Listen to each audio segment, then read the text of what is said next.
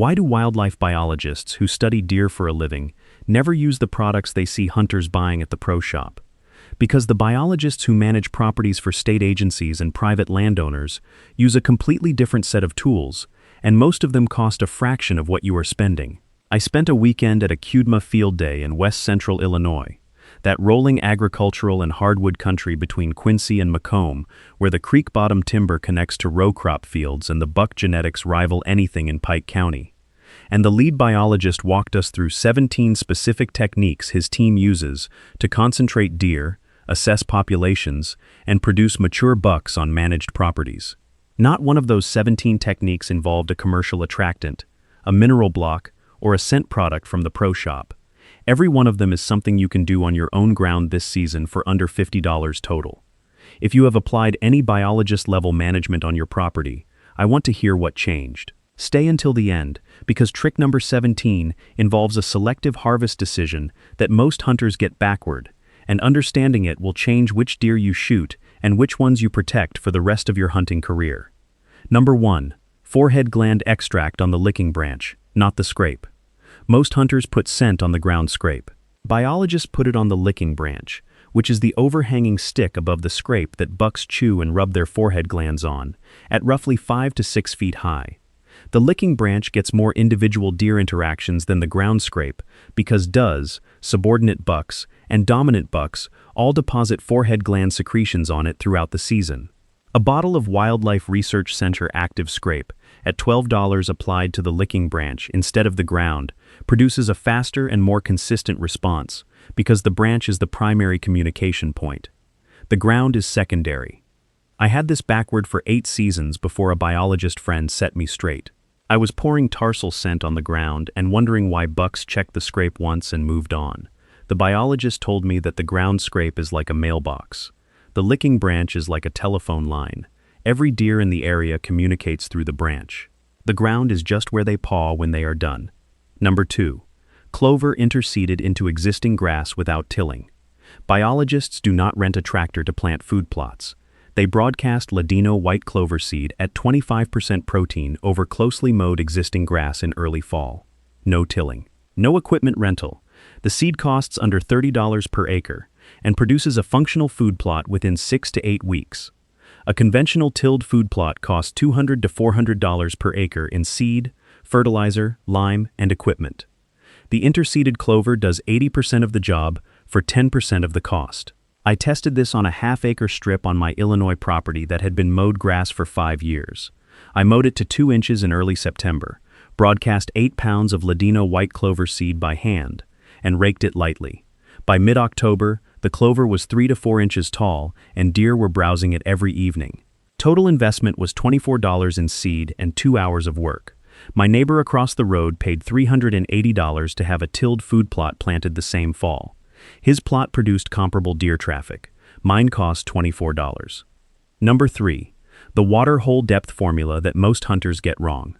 A water hole that deer use consistently is 18 to 24 inches deep, roughly the depth of a kitchen sink, with a gradual slope of 10 to 15 degrees on at least one side. Most hunters dig a steep-sided 4-foot hole and wonder why deer will not use it. Deer do not wade, they drink from the edge. A buddy in NW, Wisconsin, that mixed hardwood and swamp country between Hayward and Spooner where the sandy soil drains fast and surface water disappears by October, dug a water hole to the biologist's specifications on a bench between a bedding ridge and a food plot. His Reconyx camera at $350 recorded 23 deer visits in the first 2 weeks. A 3-foot deep hole he had dug 100 yards away the previous year had produced 4 visits total in the same window, same property, same deer. The depth and slope made the difference. The biologist who taught me this formula said, "The most common mistake hunters make with water holes is making them too deep. A deer approaches water the way you approach a swimming pool. You put your toes in first, you do not jump into the deep end. If the edge drops off steeply, the deer walks away. A gradual slope lets the deer walk to the water's edge, lower its head, and drink, without committing its footing to uncertain terrain. 18 inches of water at the deepest point, and a gentle ramp on the approach side. That is the formula. Number 4. timber stand improvement that grows bigger bucks faster than any food plot. Selectively removing 30 to 40% of canopy cover in a timber block stimulates native blackberry, sumac, dogwood, and native grass growth that provides both nutrition and security cover.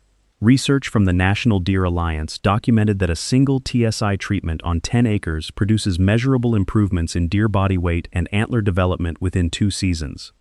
State wildlife agencies in most states offer cost-share programs that cover 50 to 75% of TSI work on private land. A $500 investment with a 50% cost share becomes $250 out of pocket for habitat improvement that lasts a decade. I did TSI on 8 acres of my Illinois lease 3 seasons ago. I hired a local logger to selectively cut low-value elm and box elder and leave the oaks, hickories, and hackberries standing. The following spring, the understory exploded. Blackberry canes grew 6 feet tall. Native grasses filled gaps between the remaining canopy trees. Sumac clusters created screening cover that had not existed the previous year. My trail cameras in that 8-acre block went from 6 unique bucks in August to 14 unique bucks the following August. The deer moved in because the food and cover appeared overnight from their perspective. The logger paid me $400 for the timber he took. I paid nothing. The habitat improvement happened for free and I made money. Not every property has merchantable timber, but if yours does, TSI is the one management technique that can actually pay you to improve your hunting. Quick pause here. Everything I just walked through, and 100 more tricks like it, is sitting inside the Buck Hunter's Bible, 2026 edition. 280 pages of the stuff that actually puts deer on the ground. And right now, if you grab it, I am throwing in the 30-day opening day roadmap completely free. That is a 60-page day-by-day preseason plan that walks you from the first scout to opening morning, so you start this season ahead of every other hunter in the woods. Link in the description, QR code on screen. This is the season you stop guessing. Number 5. The population density calculation that tells you when to shoot does. Properties with too many deer relative to food supply produce smaller-bodied animals with reduced antler development regardless of how much mineral you put out. The single most effective management decision for producing giant bucks is harvesting enough does to bring the population below carrying capacity. A property that is 20% over capacity and reduces the doe population by that margin shows measurable antler improvement in 3 years. No mineral program and no food plot produces results comparable to proper density management. I spent $1,200 on mineral blocks and food plot seed in my first 3 years of managing my Illinois lease. The biologist looked at my camera data and said, "You are feeding too many mouths." He recommended I harvest 6 does that season. I did. The following year, the average antler size on my camera bucks increased by roughly 8 inches, about the length of a dollar bill. The $1,200 in mineral and seed had done nothing that removing 6 does accomplished in 1 season. That was the most expensive lesson I have learned in deer management. Number 6. The 40-hour camera survey that inventories every buck on the property. Biologists run cameras continuously for 40 hours on mineral sites or mock scrapes in late July. Not the 10-minute trigger delay most hunters use. Continuous. The 40-hour window captures every individual animal across multiple activity cycles, including the nocturnal bucks that a standard camera set misses entirely. One 40-hour survey in late July is worth more inventory intelligence than a full season of normal camera operation. I ran this protocol on my Illinois property last July. I cleared a 3-foot circle of bare soil at a trail intersection, applied dissolved salt to the soil, and set my Moultrie cellular camera at $80 to continuous mode, with no trigger delay. I turned it on at 6 p.m. on a Friday and pulled it at 10 a.m. on Sunday. In those 40 hours, the camera captured 31 individual deer, including 9 unique bucks. 2 of those bucks, both 3.5-year-olds with above-average frames, had never appeared on any of my standard camera sets running on 5-minute delays throughout the property. The standard sets missed them because they visited the site once at 2 a.m. and moved on before the trigger reset. The continuous 40-hour survey caught everything.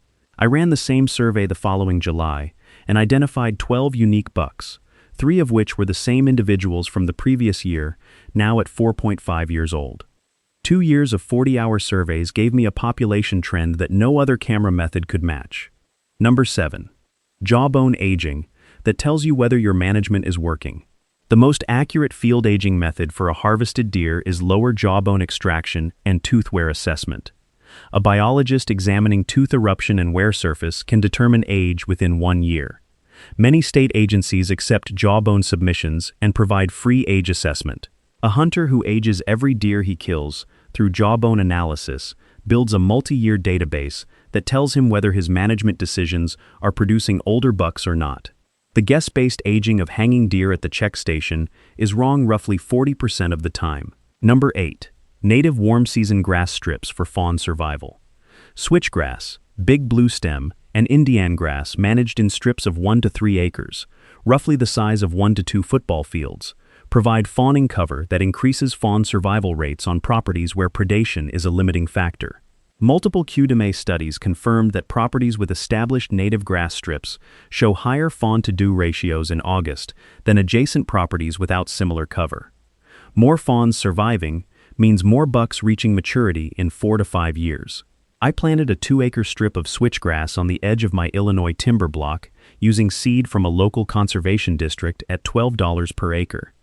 The switchgrass reached 5 to 6 feet by the following summer, roughly the height of a tall man, and my trail cameras captured does with twin fawns bedded in the grass throughout June and July. The previous year without the grass strip, my August camera survey showed a fawn-to-doe ratio of 0.8 fawns per doe. The year after planting, the ratio jumped to 1.4 fawns per doe. That is 6 additional fawns surviving per 10 does on the property. 6 more deer entering the population pipeline that will produce 2 to 3 more bucks reaching huntable age in 4 years. A $24 grass planting produced future hunting opportunities that no food plot or mineral block could replicate. Number 9. The mineral site location formula that most hunters ignore. Biologists place mineral sites based on 3 criteria. First, within 50 yards of a primary trail, about half a football field, but not directly on it. Second, in clay-based soil where mineral absorption and retention is highest. A mineral site in sandy soil disperses within weeks. The same site in clay concentrates for months. Third, in a depression that holds water after rain, creating mineral-rich mud that deer actively paw and lick. A site on a slope that drains immediately wastes every dollar you apply within 1 rain event. I wasted $60 on mineral blocks my first 2 seasons by placing them on a south-facing slope where every rain event washed the dissolved minerals downhill and out of the site. The biologist walked my property with me and pointed to a flat depression on a clay bench 30 yards from a primary trail. He said, "Put it there."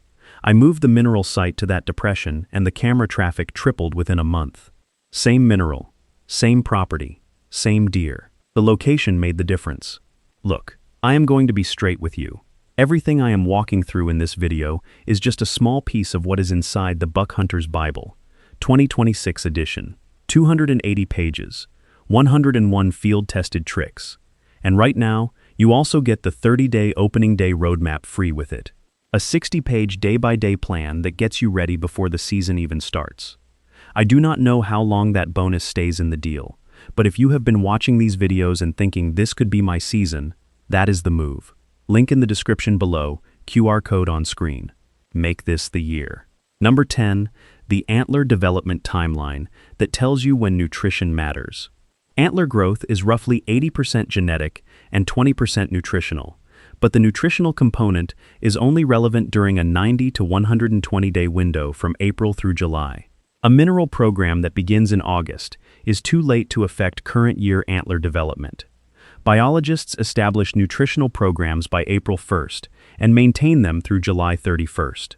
A hunter who puts out a mineral block in September, expecting antler improvement the following year, understands the biology. A hunter who expects it to affect the current year does not. Number 11. The buck-to-doe ratio that predicts your rut encounters. Properties with buck-to-doe ratios of 1 to 3 or better produce more scraping activity, more calling response, and more daylight buck movement than properties at 1 to 6 or worse. A buck on a property with 6 does per buck finds receptive does quickly, without extended searching, producing less visible rut activity. A buck on a property with 3 does per buck must search more extensively, producing more daylight movement and more stand encounters. If you do not know your property's ratio, you are hunting without understanding the most important variable in your rut season encounter rate. Number 12. Irregular food plot shapes that hold more deer per acre. Edge, which is the boundary between two different habitat types, produces more deer per acre than any single habitat type. 5 small irregular food plots of 0.2 acres each produce more total edge and more deer use than one 1-acre circular plot of the same total area. The shape of the habitat matters as much as the type. Biologists design irregular boundaries specifically to maximize the edge effect. A long, narrow strip 20 yards wide and 200 yards long, roughly the width of a 2-car garage stretched the length of 2 football fields, creates more edge per acre than any square or circle. Number 13. Rub diameter and licking branch height as age indicators. Rubs consistently appearing on trees over 3 inches in diameter, roughly the thickness of your wrist, indicate mature bucks. Yearlings and 2.5-year-olds rub small saplings. Licking branch wear at heights above 5.5 feet indicates a tall-bodied mature animal. Yearlings cannot comfortably reach branches above 4.5 feet. Walk your property and map rub diameters and branch heights. You have a complete age structure assessment without a single trail camera photo. Number 14. Pre-rut energy loading from August 1st through October 15th. Bucks entering the rut in peak body condition survive the breeding season better and recover faster post-rut. A supplemental feeding program timed from August through mid-October loads bucks with energy reserves before the rut begins. The food consumed in the 60 days before breeding matters more for rut performance than food consumed during it. A buddy on a lease in coastal North Carolina, that flat Piedmont and swamp edge country between Greenville and New Bern, where the agricultural fields border thick pocosins and the deer use drainage ditches as travel corridors, shifted his corn feeder schedule from September through December to August through October based on this timing. His average buck body weight at harvest increased by roughly 12 pounds over 2 seasons. Same genetics, same property, different feeding window. He also told me that the deer on his property were visibly more active during the rut after 2 years of pre-rut feeding. His notebook showed an average of 4.2 mature buck sightings per all-day rut sit compared to 2.8 sightings per sit before he shifted the feeding schedule. His theory is that bucks entering the rut with higher fat reserves have more energy to invest in searching for does, which means more movement, which means more stand encounters. I do not know if that is the reason, but the notebook data supports it. Number 15. Planted corridors that move deer where you need them. A narrow vegetation strip of native shrubs or warm season grass, 10 to 20 yards wide, roughly the width of a 2-car driveway, connecting a bedding area to a food source through open ground, gives deer-covered travel between 2 areas they would otherwise avoid during daylight. The planted corridor creates the travel route, concentrates movement to a predictable line, and produces stand opportunities on terrain that was previously dead ground. One afternoon of hand-planting native shrubs at 6-foot spacing creates a corridor that deer begin using within 1 growing season. I planted a 150-yard corridor of dogwood and native plum on my Illinois property, connecting a bedding ridge to a clover plot across 80 yards of open pasture that deer refused to cross during daylight. The corridor was 15 yards wide, roughly the width of a 2-lane road. I planted 40 shrubs at 6-foot spacing in a single afternoon using a post-hole digger and potted nursery stock at $3 per plant. Total cost was $120. The shrubs were 3 to 4 feet tall at planting, and deer were using the corridor within 4 months as the leaf canopy filled in. By the following October, the corridor had a worn trail through the center, and my stand at the food plot end was producing buck encounters that had not existed the previous season because the deer had no covered path to reach that food plot in daylight before the corridor was planted. Number 16. A personal weather station that predicts movement better than any app. A weather station placed at your hunting property, recording actual local barometric pressure, temperature, and wind costs $60 to $80, and produces deer movement correlations that a reporting station 15 miles away, in different terrain, cannot match. Biologists conducting GPS collar studies use on-site stations because they know the microclimate where the deer actually lives is different from the nearest airport weather report. Number 17 is the one I promised at the beginning, and it is the management decision that separates properties that produce giant bucks from properties that produce average ones, decade after decade. Biologists who manage for trophy production protect young high-potential bucks and harvest mature low-potential bucks. Most hunters do exactly the opposite.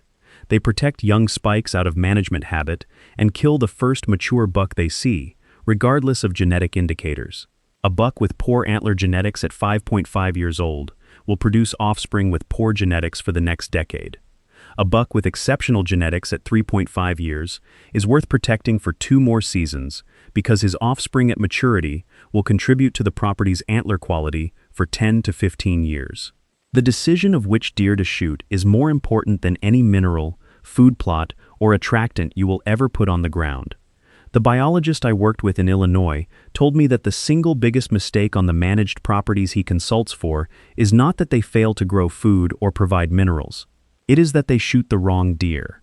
A property can do everything else right and still produce mediocre antlers for a decade because the hunters are removing high-potential 3.5-year-old bucks and protecting low-potential 5.5-year-old bucks out of a misguided belief that every old buck is a good buck. Age without genetics produces mass without frame. Genetics without age produces potential without expression. You need both. And the only way to get both is to know which bucks on your property carry the genetics worth protecting, and give them 2 more years to express it. If you have a management trick from a biologist that I missed, leave it below.